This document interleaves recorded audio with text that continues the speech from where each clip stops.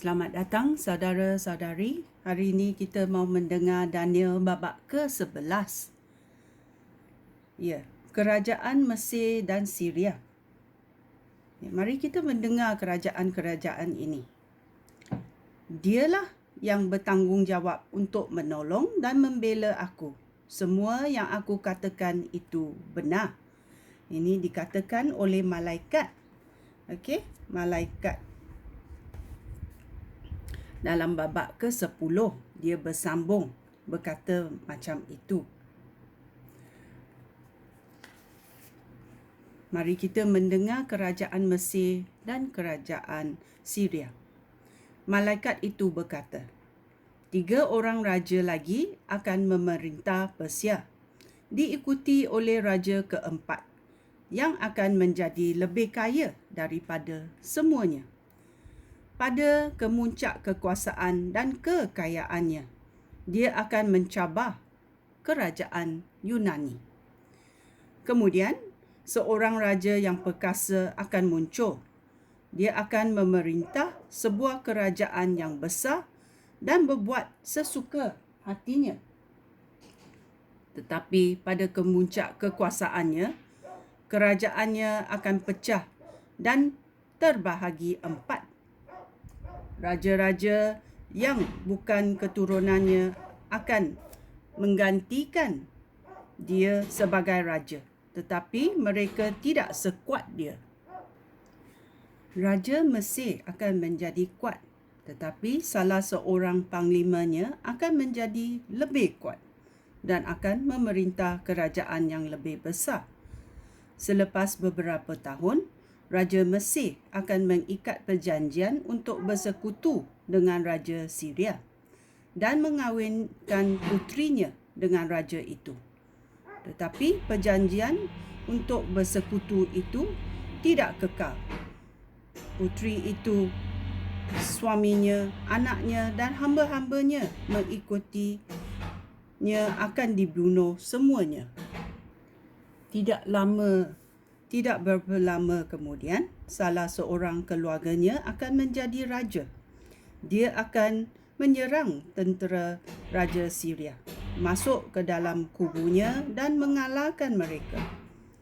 Pada waktu dia pulang ke Mesir, dia akan membawa patung-patung dewa mereka, serta alat-alat emas dan perak yang ditabiskan untuk dewa-dewa itu. Selama beberapa tahun, dia tidak akan memerangi Syria. Kemudian, Raja Syria akan menyerang negeri Mesir, tetapi raja itu akan dipukul mundur. Putera-putera Raja Syria akan bersiap untuk berperang dan membentuk pasukan tentera yang besar. Salah seorang daripada mereka akan menyebu seperti banjir dan menyerang pertahanan musuh. Raja Mesir akan menjadi sangat murka, lalu berperang dengan Raja Syria dan mengalahkan pasukan tenteranya yang besar itu. Raja Mesir akan berasa bangga kerana kemenangannya dan kerana banyak askar yang telah dibunuhnya. Tetapi dia tidak akan terus menang. Raja Syria akan pulang dan membentuk pasukan yang lebih besar daripada yang pertama. Apabila masanya tiba, dia akan kembali dengan pasukan yang besar dan yang bersenjata lengkap. Kemudian, banyak orang akan memberontak terhadap Raja Mesir. Bahkan beberapa orang yang ganas daripada bangsa kamu pun akan memberontak. Hai Daniel, kerana penglihatan yang dilihat mereka, tetapi mereka akan dikalahkan. Lalu, Raja Syria akan mengepung sebuah kota yang berkubu dan mengalahkannya. Tentera Mesir tidak dapat berperang lagi. Bahkan askarnya yang terkuat akan kehabisan tenaga. Penguasa Syria akan memperlakukan mereka dengan sesuka hati tanpa tentangan. Dia akan menduduki tanah yang permai dan menguasai seluruhnya. Raja Syria akan menggerakkan kesemua pasukan tenteranya untuk menyerang musuh. untuk menguasai kerajaan musuhnya. Raja itu akan membuat persetujuan dengan musuhnya itu dan mengawini putrinya dengan musuh. Tetapi rancangan itu tidak akan berjaya. Selepas itu, Raja Syria akan menyerang bangsa-bangsa yang tinggal di tepi laut dan menakluki banyak bangsa. Tetapi seorang pemimpin bangsa asing akan mengalahkan Raja Syria dan akan menghentikan hinaan yang diperlakukannya, lalu membalas hinaan itu kepadanya. Raja Syria akan pulang ke kubu-kubu negerinya sendiri, tetapi dia akan dikalahkan. Dan demikianlah kesudahannya.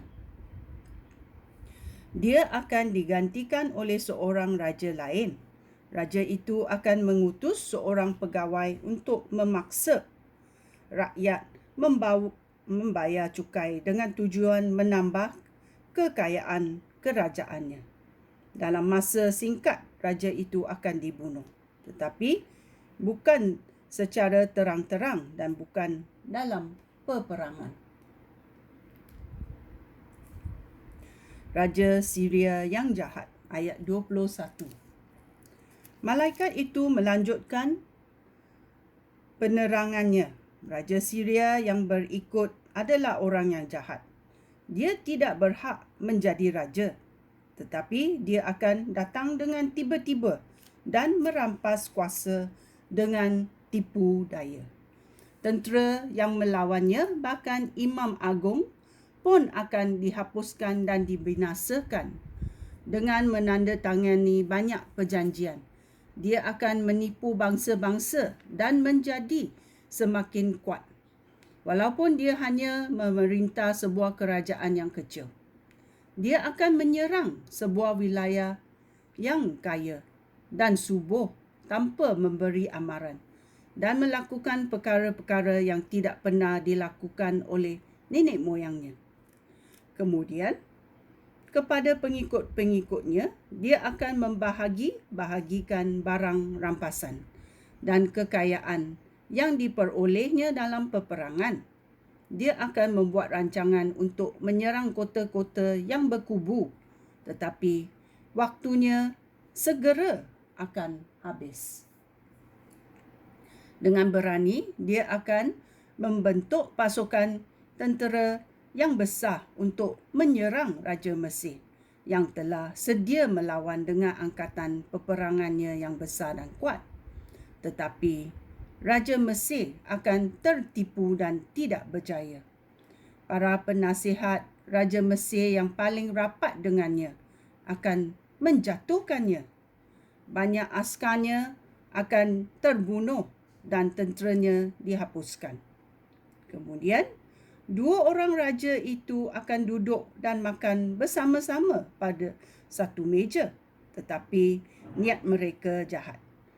Mereka akan menipu satu sama lain, tetapi mereka tidak akan berjaya kerana masa mereka belum sampai. Raja Syria akan pulang dengan segala barang jarahannya. Dia bertekad untuk memusnahkan agama umat Allah. Dia akan berbuat sesuka hatinya, lalu pulang ke negerinya. Tidak lama kemudian, Raja Syria akan menyerang Mesir lagi. Tetapi kali ini, akibatnya lain daripada kali yang pertama. Orang Roma akan datang dengan kapal-kapal laut dan memerangi Raja Syria. Dan Raja akan menjadi takut. Kemudian Raja Syria akan pulang dengan murka sekali, lalu berusaha menghancurkan agama umat Allah. Raja Syria akan mengikut nasihat orang yang telah meninggalkan agama itu. Beberapa orang askar raja akan menajiskan rumah Tuhan. Mereka akan menghentikan korban harian dan mendirikan bencana yang dahsyat itu. Dengan tipu daya, raja akan berjaya mendapat sokongan orang yang telah meninggalkan agama itu. Tetapi pengikut-pengikut Allah akan melawannya. Para pemimpin rakyat yang bijaksana akan menolong banyak orang mendapat pengertian. Tetapi untuk sementara waktu, beberapa orang antara mereka akan terbunuh di medan perang atau dibakar sehingga mati. Ada pula yang dirompak dan dijadikan orang tawanan. Semasa pembunuhan itu berlaku, umat Allah akan mendapat sedikit pertolongan. Walaupun orang yang menyertai golongan itu hanya mementingkan diri mereka sendiri. Beberapa orang pemimpin yang bijaksana itu akan dibunuh, tetapi akibatnya umat itu akan menjadi murni. Perkara itu akan berlangsung sehingga akhir jangka masa yang telah ditentukan oleh Allah. Raja Syria akan berbuat sesuka hati. Dengan sombong, raja akan menganggap dirinya lebih besar daripada dewa manapun, bahkan lebih berkuasa daripada Allah yang Maha Tinggi. Raja itu berbuat demikian sehingga tiba waktunya. Allah menghukum dia. Allah akan melakukan tepat seperti rancangannya. Raja itu tidak akan mengindahkan dewa yang disembah oleh nenek moyangnya dan juga dewa yang dipuja kaum wanita. Sebenarnya, raja itu tidak akan mengindahkan semua dewa kerana pada sangkaannya, dirinya lebih besar daripada semua itu. Sebaliknya, raja itu akan menyembah dewa yang melindungi kubu-kubu. Raja itu mempersembahkan emas, perak, batu permata dan hadiah-hadiah lain yang mahal kepada dewa yang tidak pernah disembah oleh nenek moyangnya. Raja itu akan menggunakan orang yang menyembah berhala asing itu untuk mempertahankan kubu-kubunya. Raja itu akan menganugerahkan pangkat kebesaran kepada orang yang menyambutnya sebagai penguasa. Raja itu akan memberi mereka kedudukan yang tinggi dan tanah sebagai ganjaran.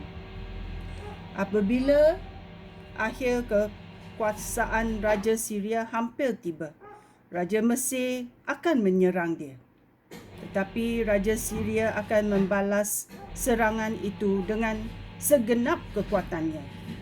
Raja Syria akan menggunakan kereta kuda dan banyak kapal. Seperti Aibah, Raja Syria akan menyerang banyak negeri, bahkan menyerang tanah yang permai dan membunuh berpuluh-puluhan ribu orang. Tetapi negeri Edom, Moab dan orang yang masih ada di Ammon akan terselamat. Ketika Raja Syria menyerang semua negeri itu, Mesir pun tidak terlepas. Raja Mesir akan membawa balik semua harta Mesir termasuk emas dan perak. Raja Syria akan mengalahkan Libya dan Ethiopia. Kemudian, berita dari timur dan utara akan mencemaskan Raja Syria. Dan dia akan berperang dengan sengit serta membunuh banyak orang. Raja Syria akan membina kemah diraja yang besar di antara laut dan gunung, tempat rumah Tuhan. Tetapi Raja Syria akan menemui akhir riwayatnya dan tiada seorang pun dapat menolong dia. Raja Syria ini menganggap dirinya lebih besar dari dewa-dewa dan lebih besar dari Allah yang Maha Kuasa. Ini adalah Raja Syria yang jahat. Dia menggunakan tipu daya. Ini adalah Daniel babak ke-11. Sekian, terima kasih. Shalom.